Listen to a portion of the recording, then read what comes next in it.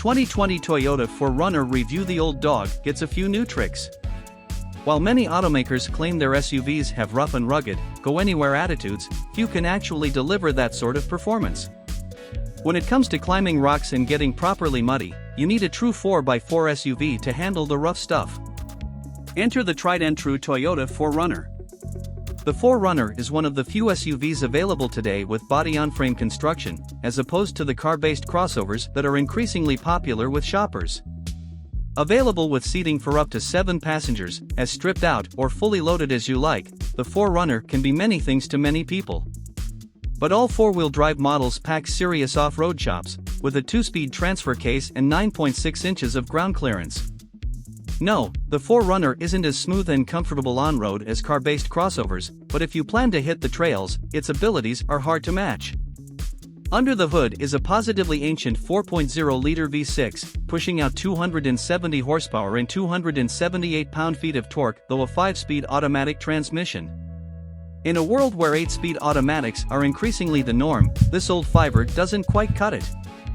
Sure, it shifts smoothly, but it doesn't do the 4Runner any favors as far as fuel efficiency is concerned.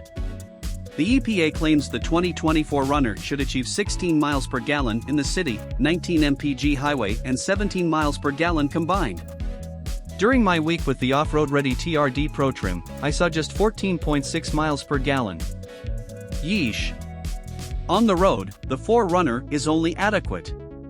Sure, it keeps up with traffic just fine, and turns and stops, but it's not exactly pleasing to drive on pavement. At the end of the day, the 4Runner is a truck and it behaves like one from a decade or so ago, since that's how old its underpinnings are. While newer mid-size trucks are much smoother on the road, the 4Runner is stiff and bouncy, jouncing along the highway. If you plan to use your new SUV for commuting, something like the new Toyota Highlander or smaller RAV4 are probably a better bet. However, if your goal is to get out and enjoy the great outdoors, the 4Runner is an excellent choice. The TRD Off-Road and TRD Pro trims come with an electronically locking rear differential, a multi-terrain select 4-wheel drive system and crawl control, all of which help drivers scamper up and over obstacles like they ain't no tang. For more impressions of those features, take a look at my earlier test where I took a 4Runner on a trip from Moab, Utah, over to the mountains to Ouray, Colorado. Though the bones of the 2020 4Runner are old, the technology has finally moved into the present day. Toyota's suite of driving aids, Safety Sense P, is now standard across all trims. Yes, your old as-dirt 4Runner now comes with modern conveniences like lane departure warning, pre-collision warning with pedestrian detection, automatic high beams and adaptive cruise control. The bummer here, however, is that the adaptive cruise doesn't work below 25 miles per hour, so it's pretty useless in stop-and-go traffic, which is where I want to use it most. Blind spot monitoring is also conspicuously absent. In-dash tech gets an upgrade as well, with an infotainment system that is finally compatible with Apple CarPlay and Android Auto. Heck, even Amazon Alexa is part of the game now. The 8-inch color touchscreen is nothing really to write home about, but its usability is sufficient. Front passengers get one USB and 12-volt outlet plus another 12-volt in the center armrest. Rear seat passengers are treated to two 2.1 amp USB charging ports. In the cargo area there is a 120-volt/400 watt 3-prong outlet as well as another 12-volt, to keep all your camping gear up and running. Inside, the 4Runner can only be described as utilitarian at best.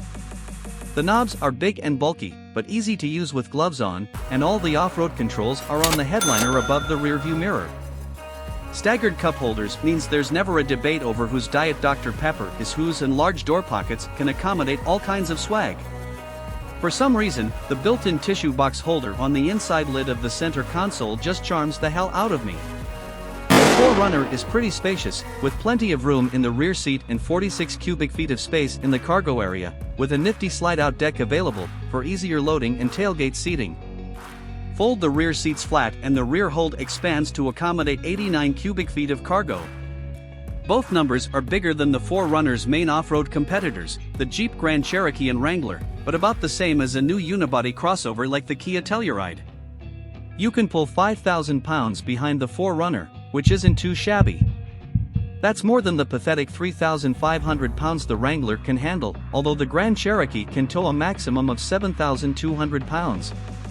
Yes, you can get a Toyota 4Runner with two-wheel drive, but I can't imagine why. If you're not planning on using four-wheel drive capability, the sacrifices in on-road comfort you have to make in the 4Runner simply aren't worth it. Just get a more efficient, car-based crossover and call it a day. But if you do need go-anywhere abilities, or, if like me, you just like the look and feel of a truck, then I highly recommend the TRD Pro trim seen here. You get Nitto Terra Grappler tires and 2.5-inch Fox internal bypass shocks, with rear remote piggyback reservoirs. The Pro also has a catback exhaust and a 1-inch front lift. All of this comes in addition to the aforementioned off-road goodies.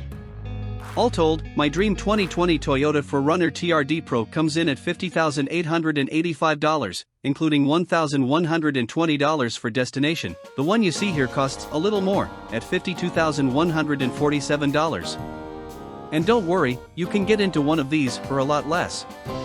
A base 4Runner SR5 starts at $37,140, including destination.